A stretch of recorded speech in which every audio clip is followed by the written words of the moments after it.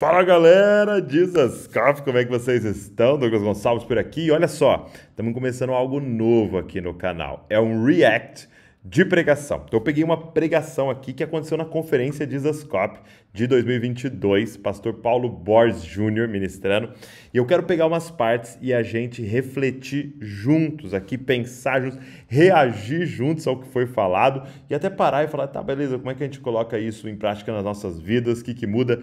Então assim, ó, é o primeiro vídeo nesse formato, foi uma ideia que a gente teve, pode ser o único, pode ser que a gente nunca mais faça se não der certo, ou pode ter muitos aqui no canal dessa forma, se for algo que vai construir, vai edificar. Então, vamos juntos, eu quero olhar para essa pregação junto com você e eu vou comentando juntos, a gente vai conversando e a gente vai reagindo juntos, eu acho que vai ser incrível. Vamos embora? Você está preparado? Então, beleza, vou colocar a tela aqui, né? A gente vai gravar a tela aqui juntos, beleza? E nós vamos ver. O Douglas, na introdução aqui da nossa reunião, do nosso encontro, ele perguntou 2 vezes: vocês estão preparados? E eu respondi: não.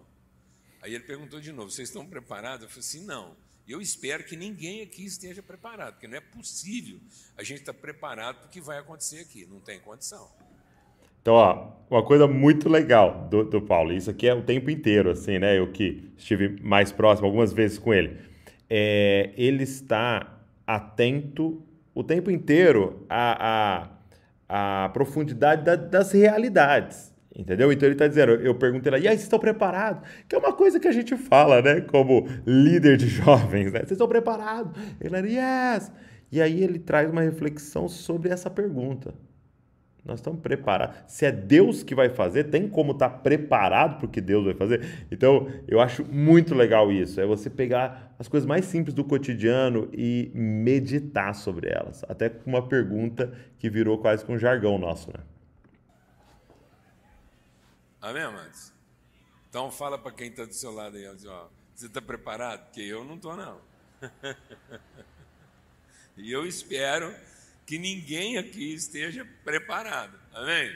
A gente vai estar em condições de viver o que está aqui, mas preparado assim não. Eu espero que todos nós sejamos surpreendidos, porque Deus vai fazer aqui muito além daquilo que a gente é capaz de pedir ou pensar, amém? É isso que a gente está procurando aqui, algo que seja muito além do que a gente pode pedir ou pensar. Mas é isso, aí você parar para pensar, é isso mesmo. Se é Deus que vai fazer, tem como estar preparado? Não. Porque ele é o Deus que sempre vai nos surpreender. E é o que a gente quer, né? A gente não quer estar preparado, a gente quer ser surpreendido. Isso é muito legal. Então, a gente está falando sobre essa realidade de voltar à rocha, né? O Back to the Rock. E essa ideia. A gente ia colocar esse tema, né? Back to the Rock, que era de volta à rocha, pensando em fundamentos, né? Vamos fundamentar, vamos pegar os principais temas e fundamentar. Cara, o Paulo trouxe uma outra perspectiva desse tema. Back to the Rock, de volta à rocha. Fica ouvindo. Ideia da gente voltar aos fundamentos, aos princípios. E aí eu quero aproveitar um pouco daquilo que é a minha formação como engenheiro e a minha história, né, de vida de igreja e conversar com vocês. Já faz muito tempo que eu parei de pregar, parei de fazer estudo bíblico e eu entrei no espírito do Novo Testamento. E no Novo Testamento não tem estudo bíblico, não tem pregação, só tem carta. Né? A coletânea de livros está no Velho Testamento. No Novo Testamento é uma coletânea de cartas. São pessoas escrevendo a pessoas. Então eu quero ter esse endereçamento da minha casa à casa de vocês, da minha vida à vida de vocês. Cara, isso é algo que tem me pegado ultimamente. Sabe, a gente se tornou muito bom em fazer estudo, né? Em pensar. E, cara, não tem problema nenhum, né? A gente pregar, estudar, isso é tão bom. Foi o que nos trouxe até aqui. Mas, assim, algo que tem queimado no meu coração é Deus nos chamou para ser testemunhas. Quando Jesus fala para os discípulos, ó, vão e sejam minhas testemunhas. Então, é o que ele está dizendo. Carta, ela é testemunhal. Ela faz com que leiam você, né? A encarnação daquele estudo bíblico, né? Então, isso é algo que tem mexido muito comigo, sabe? Eu não quero mais ser um pregador, eu quero ser uma testemunha. Falar do que eu vi, do que eu ouvi, do que eu apalpei, do que eu passei, do que o estudo bíblico, né? Ou o que a palavra fez em mim, ou em nós. Então, isso que é muito poderoso, cara. Vim aqui para abrir meu coração e ser o que a palavra de Deus diz que nós somos, carta viva. Então, todo lugar hoje que eu vou, eu quero ser uma carta lida, na presença dos irmãos, quero sentar na mesa e me permitir ser lido como uma carta. Não tenha preocupação mais de fazer um estudo sistemático e colocar os pontos. Eu vou abrindo e a carta vai sendo lida, porque quem aqui é do tempo de carta? Quem escreveu carta aqui? Hoje estranho assim, meio, né? Eu tenho uma certa saudade de carta, porque carta tinha perfume, né? Tinha uns presentes dentro, umas folhas que não tinha nada a ver. Você mandava um capim e a namorada, meu Deus, lembrou de mim. Entendeu? Então era muito legal.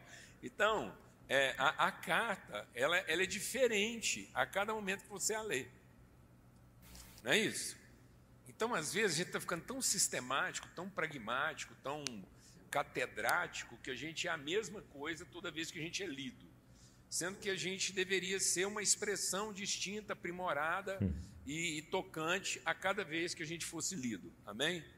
Então é isso. Então abra sua Bíblia lá em Isaías 51 e a gente vai abordar um aspecto do que seria esse princípio, esse fundamento. E diz lá, escutem-me vocês que buscam a retidão e procuram o Senhor. Então é para nós aqui, esse texto aqui é para nós. Quem aqui busca a retidão e quer encontrar o Senhor? Então é para nós aqui, diga, é nós. É nós. Então o texto aqui é para nós, tá bom? Então olhem para a rocha da qual vocês foram cortados e para a pedreira de onde vocês foram cavados. Olhem para Abraão, seu pai, e para Sara que os deu à luz. Quando eu o chamei, ele era apenas um, e eu o abençoei e o tornei muitos. Olha que coisa tremenda, né? Então a gente já está aqui recebendo uma palavra profética. Então olha só, ele foi para um texto totalmente diferente do que a gente tinha pensado. Porque de novo, quando a gente pensou o tema, Back to the Rock, de volta à rocha, era pensando lá em Mateus, né? A casa fundamentada na rocha. Então vamos falar dos fundamentos. E ele pega um texto de a rocha da qual vocês foram cortados. Então ele está dizendo de voltar à rocha da qual a gente saiu. Gente, incrível, olha isso. A gente era poucos e agora Deus quer que a gente seja o quê? Muitos, muitos. É uma multiplicação. Com certeza o Senhor consolará Sião, olhará com compaixão para todas as ruínas dela, ele tornará seus desertos como Éden, seus ermos como o jardim do Senhor. Alegria e contentamento serão achados nela, ações de graça e som de canções. Olha que promessa, mano. Isso é promessa e que está associado a uma lembrança, que a gente tem que exercitar essa lembrança. Para a gente viver essa promessa, nós temos que exercitar a lembrança. Qual a lembrança? Lembrar da rocha da qual nós fomos cortados. Gente, só um parênteses. Quando você está liderando um evento e o LED começa a piscar, desligar e voltar, é desesperador, tá? Só um parênteses aqui. É isso que significa esse voltar à rocha. Então escute-me, povo meu, ouça-me, nação minha. A lei sairá de mim, minha justiça se tornará uma luz para as nações. É isso, Jesus vem confirmar essa profecia e dizer, vocês são a luz das nações. Amado, deixa o Espírito de Deus ministrar o nosso coração. Toda vez que o Paulo falar, deixa o Espírito de Deus ministrar o seu coração, ele vai falar um negócio que nós vamos ter que parar agora aqui e prestar profunda atenção. Vamos lá. Não é a igreja que está sofrendo um mundo corrompido. É um mundo corrompido que está sofrendo uma igreja tímida. Parou. De novo. Vamos lá? De novo. Não é a igreja que está sofrendo um mundo corrompido. É um mundo que está sofrendo uma igreja tímida. Deixa entrar essa frase no seu coração. Por isso que ele falou, deixa o Espírito de Deus ministrar no seu coração. Por isso que eu falei, pensa, para. Não é a igreja. A gente fica, meu Deus, esse mundo. E o mundo poderia estar falando, meu Deus, essa igreja. E dá até tempo para a gente pensar. Sofrimento. O mundo é nossa responsabilidade. Mas se nós não assumirmos a nossa responsabilidade, nós passamos a ser o sofrimento do mundo. Então essa confusão toda que está à volta de nós não é algo que nos oprime. É algo que nos exorta. É sinal de que nós não estamos cumprindo o nosso papel como deveríamos cumprir. Porque a palavra de Deus não diz, a igreja está sofrendo até que o mundo se acalme. Aí a palavra de Deus diz: o mundo está sofrendo até que a igreja se levante. E essa perspectiva de pare de reclamar do que está ao seu redor e entenda que essa é sua responsabilidade. Foi para isso que você nasceu. É para isso que a igreja foi plantada ali, né? A gente fala, meu Deus, essa cidade é terrível e tal. Não, não, não. É por isso que nós estamos ali, para ser luz no meio das trevas, da nossa responsabilidade. Isso que é muito forte. Essa mentalidade precisa ser mudada em nós, meu. Então nós não somos vítimas do sofrimento, nós somos a causa dele. Amém, amados? Porque se o mundo está em trevas, quem é a luz do mundo? Somos nós. Né? Se o mundo está corrupto, quem é o sal da terra? Somos nós. Né? Então nós temos que parar de lamentar a nossa sorte e assumir nossa responsabilidade.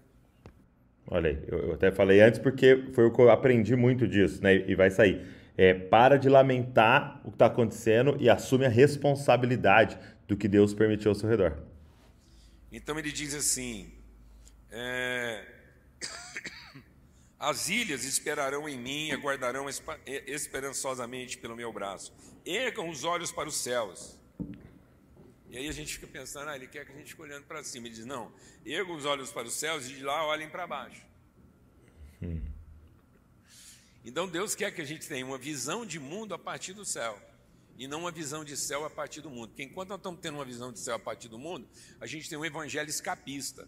Agora, quando a gente tem uma visão de mundo a partir do céu, nós temos um evangelho responsável. Meu Deus, gente, meu Deus. Está entendendo o que está sendo falado aqui? Ele está dizendo, olhe para o céu para ver o mundo. Então agora a minha perspectiva, eu olho para Bragança Paulista a partir do céu. Não eu olho para o céu a partir de Bragança Paulista. Eu olho para o Brasil a partir do céu, não olho para o céu a partir do Brasil. Porque é isso, se eu olho para o céu a partir do Brasil, eu falo, me leva. Eu quero ir embora, eu quero escapar. Eu quero ir embora daqui, porque olha o sofrimento que está acontecendo. Mas quando eu olho para o céu, do céu, para o Brasil, eu falo, cara, faz aqui no Brasil como é no céu. Isso aqui muda tudo. E nós estamos vivendo um evangelho escapista, amado. Nós estamos aqui fazendo hora para ir para o céu. É forte. Quem quer ir para o céu? Então nós vamos orar depois do culto, nós vamos orar e você vai morrer hoje. Porque nós não estamos precisando de gente que querendo ir para o céu, amado. Nós estamos precisando de gente que querendo descer as partes mais baixas da terra. Nós podemos resolver o seu problema hoje, nós temos autoridade aqui, você pum, e já vai ser um penso o seu velório no lugar desse aqui. A gente já encomenda aqui, já libera uns 100, 200 para o céu. Já é menos demanda. Gente que quer ir para o céu é só demanda. Gente, isso aqui... Gente que quer ir para o céu é só demanda, porque ele está aqui só fazendo hora e esperando para ele escapar, ao invés de olhar ao redor e falar, por que o Senhor me mandou para cá? Tem alguma responsabilidade que esse filho, filha de Deus, tem que assumir.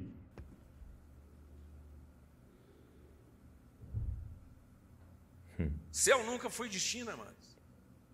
Céu é origem. Destino é terra, nós somos predestinados a encher a terra com a sua glória. Então você entende? Céu não é o seu destino. Então nós não estamos indo para o céu.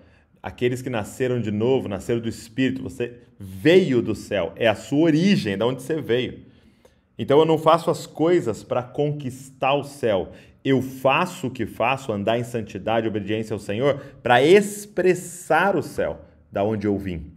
Então, por exemplo, eu não faço as coisas para ser brasileiro. Eu faço as coisas porque sou brasileiro. E eu expresso a minha cultura através daquilo que eu faço. Não tento conquistar um lugar no Brasil através do que eu faço. Então, céu não é o seu destino, é origem.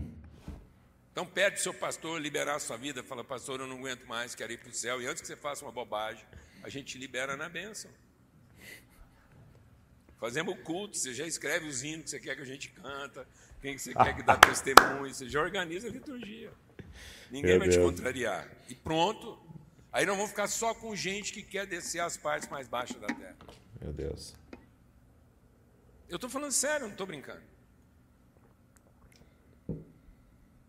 Na igreja, gente que quer ir para o céu é só demanda. Nada tá bom. Então ele diz assim: olhem para baixo, para a terra. Então nós temos que olhar para onde? Para baixo, para a terra. Os céus desaparecerão como fumaça, e a terra se desgastará como uma roupa, e os seus habitantes morrerão como moscas. Mas a minha salvação durará para sempre, a minha retidão jamais falhará. Ele está fazendo promessas para a terra. Ele diz assim: ouçam-me, vocês que sabem o que é direito, vocês, povo que tem a minha lei no coração, não temam a censura de homens, nem fiquem aterrorizados com seus insultos. A igreja não pode viver debaixo de terror. A igreja não pode ficar refém de insultos. Isso não pertence à nossa natureza.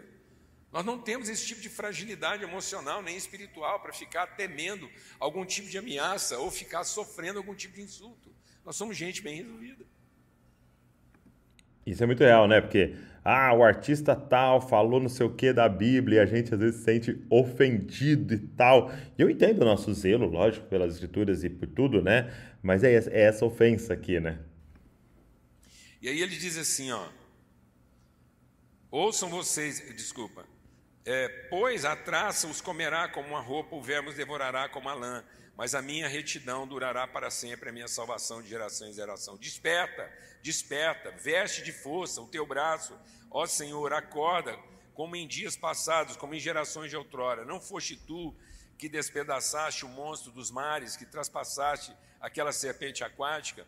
Não foste tu que secaste o mar, as águas do grande abismo, que fizeste uma estrada nas profundezas do mar, para que os redimidos pudessem atravessar, os resgatados do Senhor voltarão. Entrarão em Sião com cântico, alegria eterna coroará a sua cabeça, júbilo e alegria se apossarão deles, tristeza e suspiro deles fugirão. Eu mesmo sou quem a consola.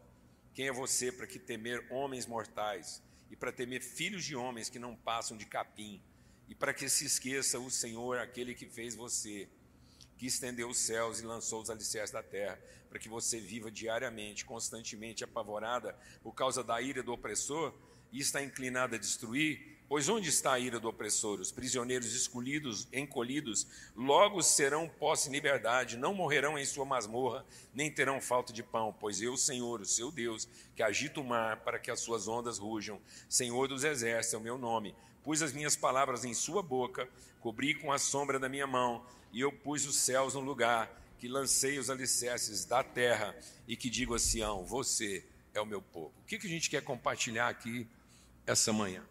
Para a gente entender realmente o que significa voltar à rocha, nós precisamos ter uma noção mais clara de que isso representa uma relação de natureza. Então presta atenção nisso. Ele repensou o nosso tema, entendeu? E isso é muito legal. E não de ordem.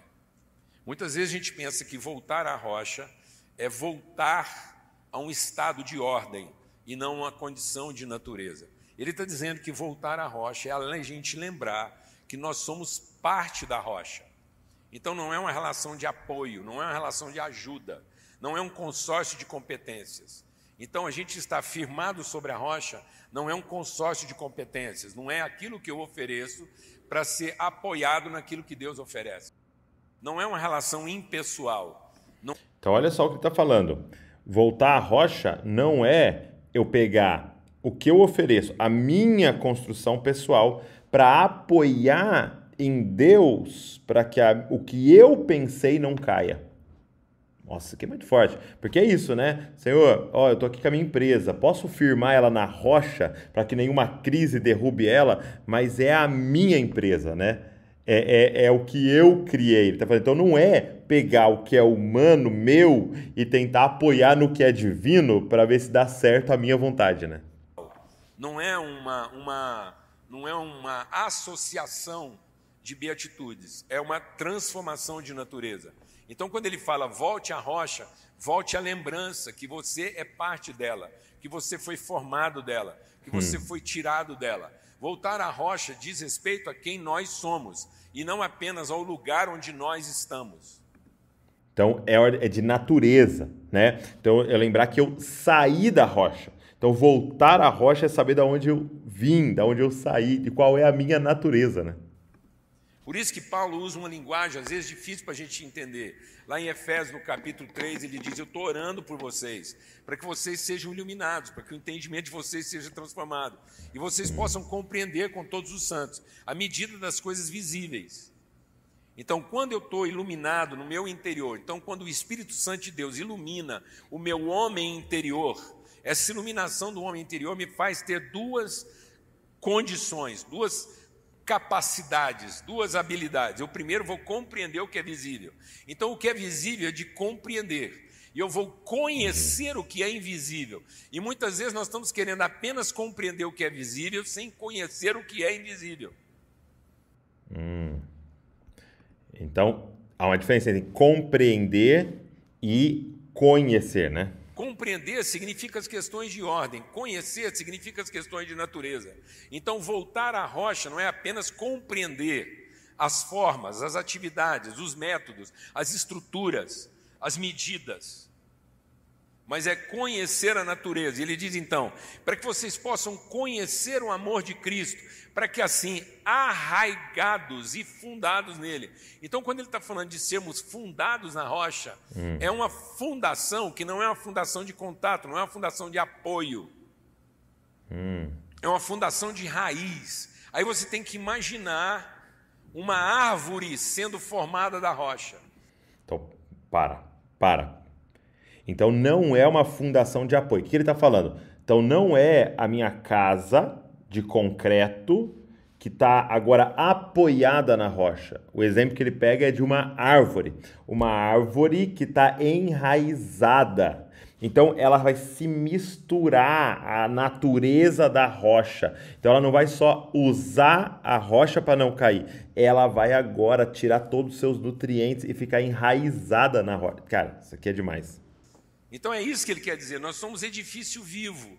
Então, quando ele está dizendo que nós somos fundados, arraigados em rocha, é o seguinte: nós estamos sendo formados da substância dessa rocha, e aquilo que nós apresentamos como expressão visível é a materialidade daquelas virtudes.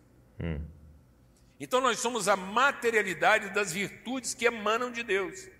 Então, a árvore, ela é a materialidade, é o visível do invisível, né? Debaixo da terra que ela está sugando. Então, ela suga ali da terra o invisível e é o que está de fora é o visível que materializa o que está sendo pego lá no invisível, né? Então, é a natureza dela sendo manifestada aqui fora. Então, é a gente enraizado em Deus e podendo manifestar agora no visível quem é Deus.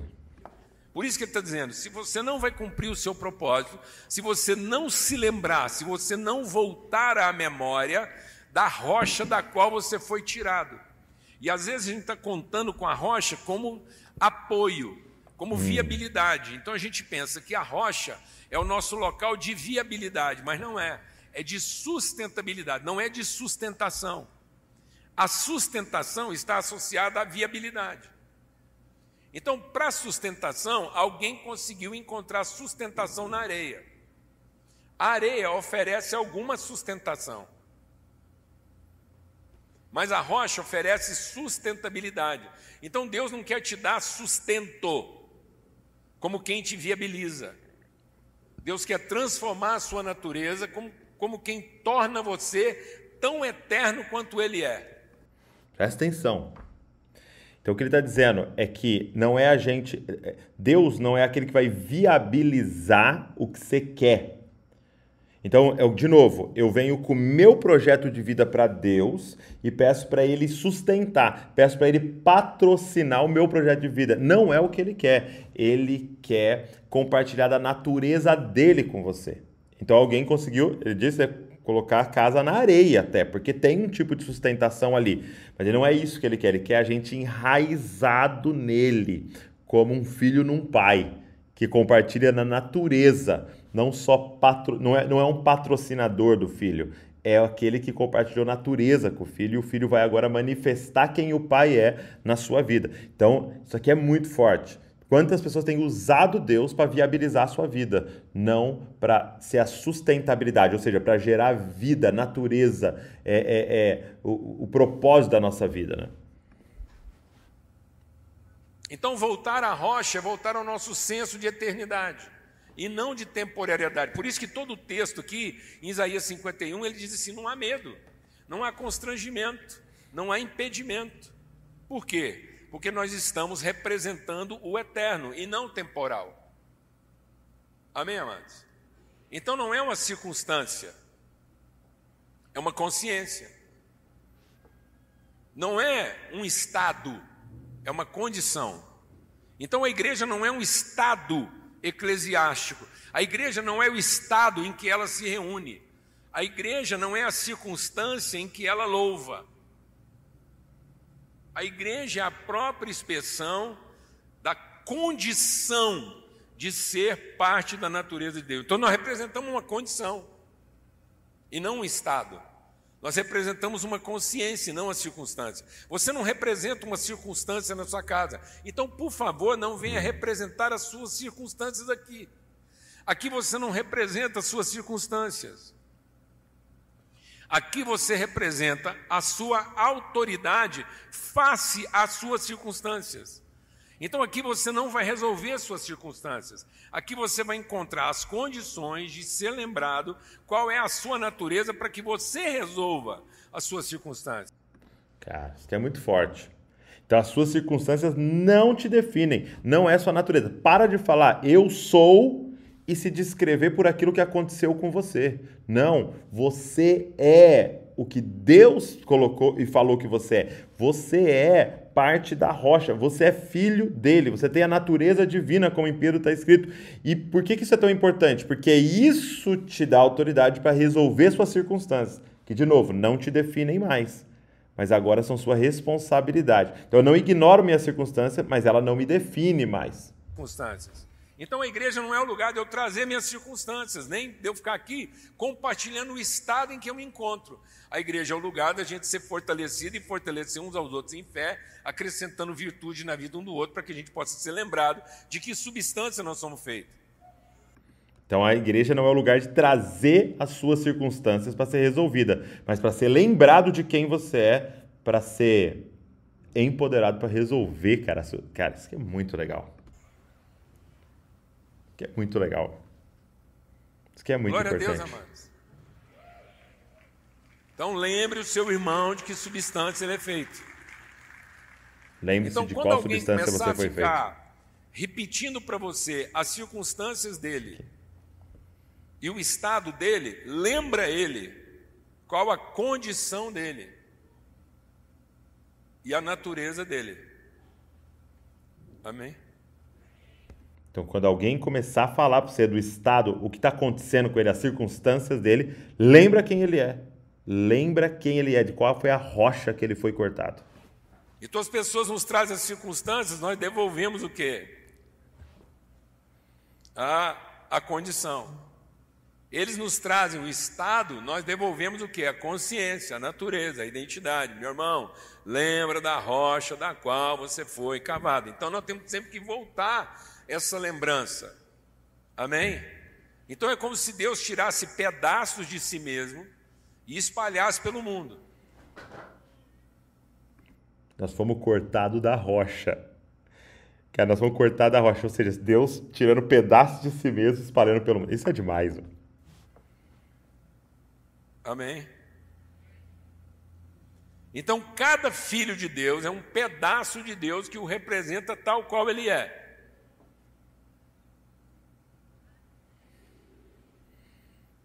Aleluia.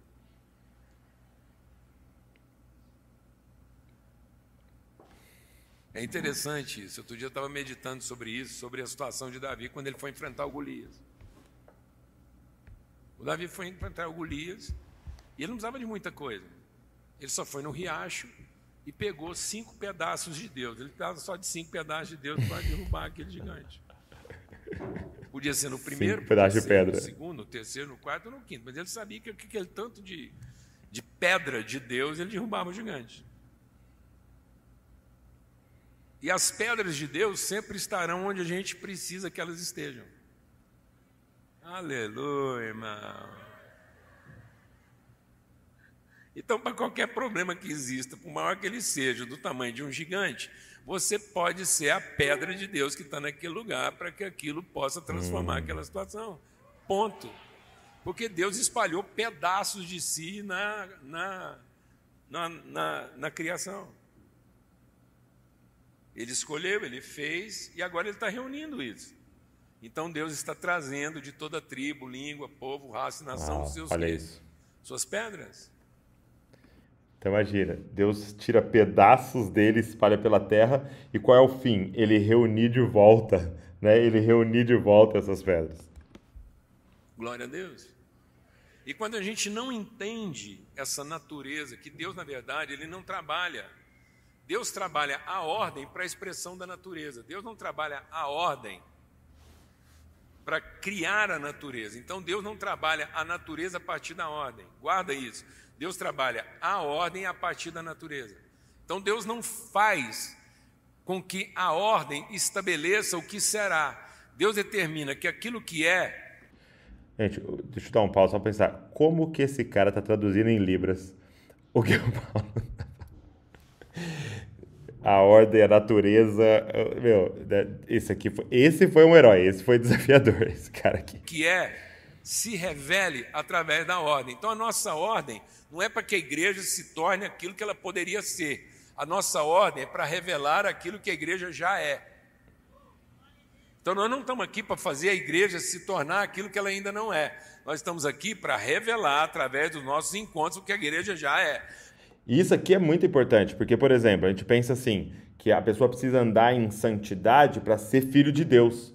Não, porque está falando que a ordem gera a natureza. Não, é ela compreender que ela é filha de Deus, né, ter nascido de novo e compreender e crer na nova natureza dela, que vai fazer ela expressar essa ordem correta de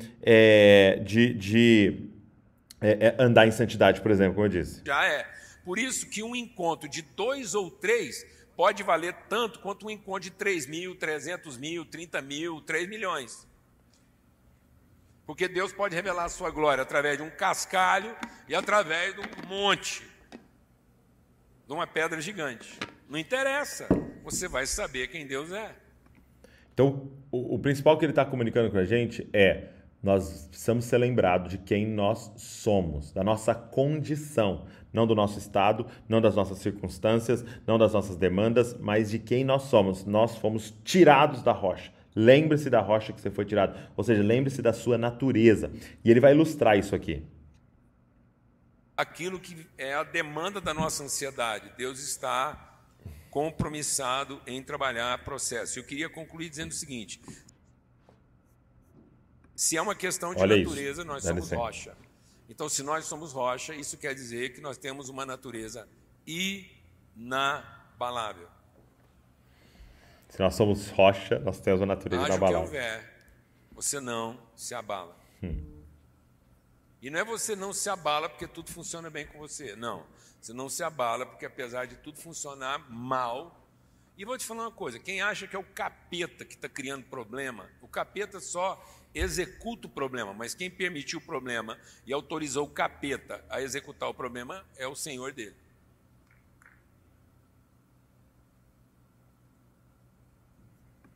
Meu amigo, isso aqui é forte. O livro de Jó dá um nó em muito da nossa teologia.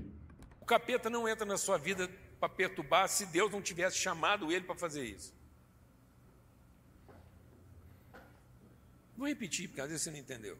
Você acha que o capeta fica lá pedindo para te atentar? Não. É Deus que convoca ele e fala assim: ô, por acaso você viu meu servo Paulo Júnior? Misericórdia, Senhor. Eu tive um choque espiritual quando eu imaginei Deus chamando o capeta para conversar a meu respeito. Achei que ele ia chamar um anjo, um querubim, um serafim. Vistes o meu servo, Paulo Júnior? Vai lá, dá uma força. Ele falou: não, chamou o diabo. Ele falou assim: escuta, o que você anda fazendo? Ele falou: estou andando aí. Aí quando o diabo está para ir embora, ele falou assim: vem cá, não terminei o assunto não. Viu o Paulo Júnior? Vi, está indo embora. Ele falou: não, e o que você achou? Ah, pelo amor de Deus, velho. Deus está querendo insistir num assunto que nem o capeta quer conversar, velho. Isso é muito bom. Por que, amados? Porque ele está lá para fazer um serviço na minha vida que só um capeta faria. Ele vai entrar na hora que um capeta pode entrar e vai sair na hora que um capeta tem que sair. Ué. Deus está no controle de tudo. Deus estabeleceu que hora que ele entra e que hora que ele sai. Por quê? Porque Deus quer dar uma chacoalhada na minha vida para que permaneçam as coisas o quê? E na palavra. Deus não quer que você fique aqui equilibrando pratos. Meu Deus. Você confia na liderança de Deus, de que Ele está cuidando de todas as coisas, e até mesmo quando tudo parece errado, nebuloso, tremendo, um terremoto, Ele está no controle. Pelo amor de Deus, amado, o que é de cair, que caia logo. Às vezes a Lana fica apavorada lá comigo, ela fala assim, bem, tal coisa. Eu falo, bem, o que é de cair, que caia logo. Quem é de ir embora, que vai embora logo. Quem é de... Gente, só dá para pensar assim, só dá para entender isso que ele está falando se você compreende da onde você foi tirado, da onde você veio, de quem você é e quem está no controle da sua vida. Gente, essa mensagem ela é muito poderosa e eu queria te desafiar, cara, a ouvi-la novamente, a ouvir ela inteira. Né? Eu não vou comentar ela inteirinha aqui porque daria muito tempo, mas foi muito poderoso. Vou deixar até o link aqui na descrição da mensagem toda e eu espero que mexa com você. Lembre-se da rocha que você foi tirado. Quando alguém chegar para você com um monte de circunstâncias, às vezes vai ser você mesmo, lembre-se de quem essa pessoa é, ou lembre você mesmo de quem você é, da sua natureza. Você é filho de Deus, você é filha de Deus e está aqui para expressar quem o Senhor é. Espero que essa pregação, esse vídeo tenha abençoado você e que tenha te despertado para algo. Pega esse link, cara, compartilha com todo mundo, se inscreve aqui no canal, ou deixa um comentário aqui que ministrou no seu coração, curte esse vídeo também porque a gente divulga ele muito mais. Deus abençoe você e não se esqueça, você é uma cópia de Jesus. Valeu!